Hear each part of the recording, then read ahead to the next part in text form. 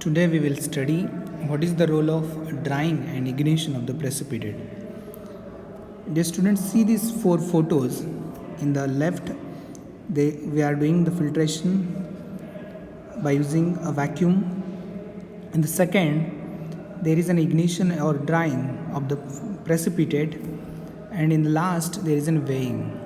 So the middle two photos, images are the drying of the precipitate.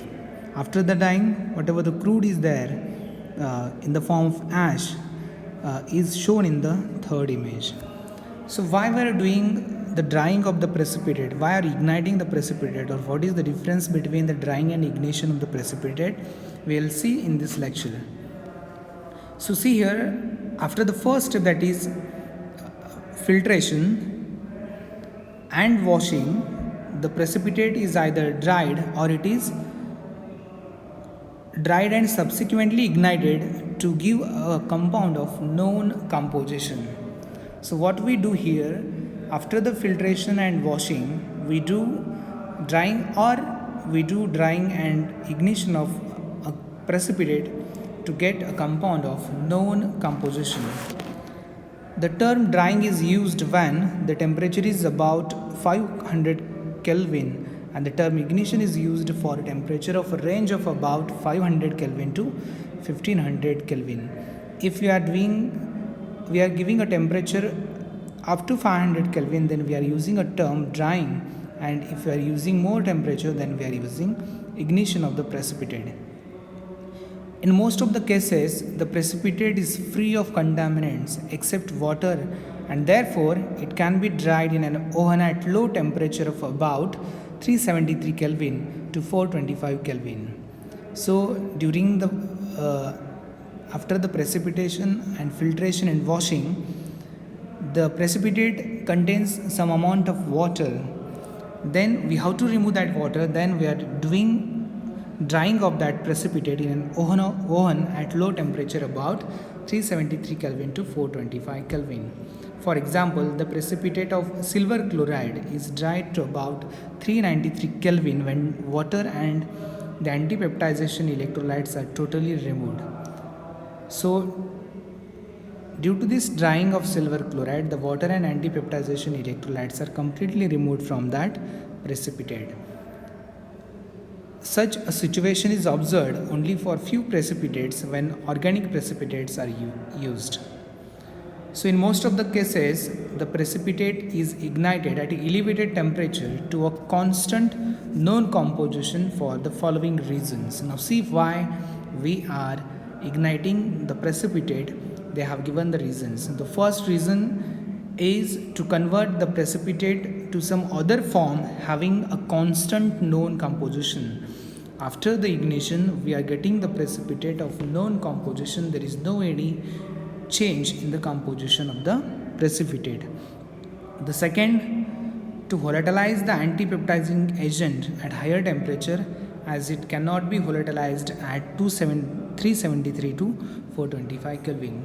So after the ignition only, antipeptizing agents are removed from the precipitate. And the third reason is to remove strongly adsorbed or occluded water which is found in gelatinous precipitate and hydride oxides of aluminum, iron and silicas. So for these reasons we are doing ignition after the drying process. Thus ignition of the precipitate should be carried out in such a way that precipitate is converted into a new compound of definite known composition. So then and then only it is a well-known method for the formation of the precipitate. So ignition is carried in such a way that the precipitate is converted into a known composition of new compound. It is therefore necessary to know the temperature range at which such a form is produced. The exact temperature range is ascertained by use of thermobalance. A thermobalance helps to weight the precipitate accurately as it passes through the various stages of decomposition. So, a thermobalance is used to weight the precipitate more accurately because during this ignition process the precipitate is converting from one stage to another, or during this process, decomposition process, the weight of sample or weight of precipitate is changing. So the thermobalance is used to know exactly the weight of that precipitate. So they have given an example here. So there is a plot of weight against the temperature. The plot of precipitate weight against the temperature is known as pyrolysis curve or gravimetric curve. It is given in small letters, that is TG curve. So why it is called as a TG curve? Because here we are plotting the graph of weight of precipitate against the temperature. As temperature varies, the weight of precipitate goes on changing. So this curve is called as pyrolysis curve or thermogravimetric curve, that is known as TG curve. Thermograms provide a valuable data concerning the range of temperature over which a precipitate has a constant composition.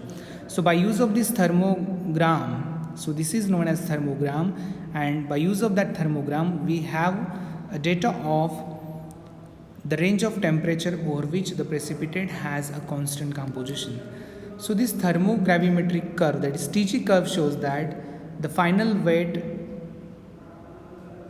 weight form depends on the ignition temperature.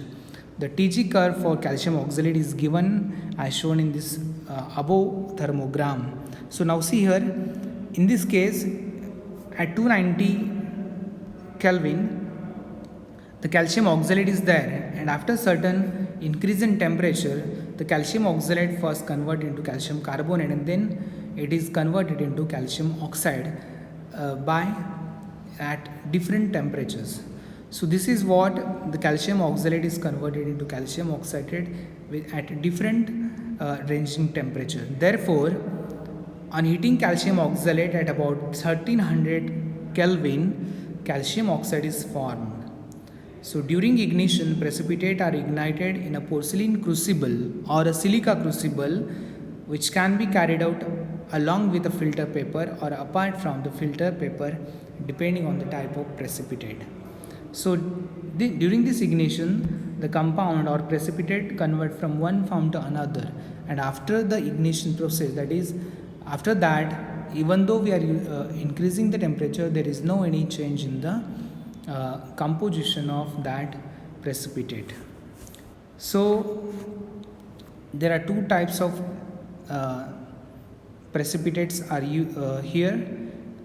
Incineration of the filter paper in presence of a precipitate, and second is incineration of the filter paper apart from the precipitate. So what is the meaning? We will see in the first case.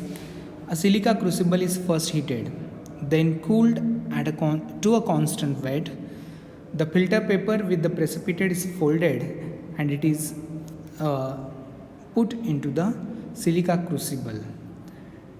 So this silica crucible is now put on a clay pipe triangle and ignited first on a low flame to carbonize the paper slowly. So during this carbonization of the filter paper, care should be taken not to flame the filter paper.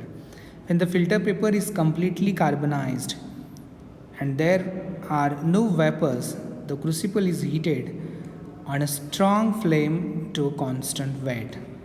So this is the first, where incineration of filter paper in presence of a precipitate. The second method is employed when the precipitate are reduced by burning of the filter paper. For example, barium sulfate, lead sulfate and copper oxides are reduced by burning of the filter paper.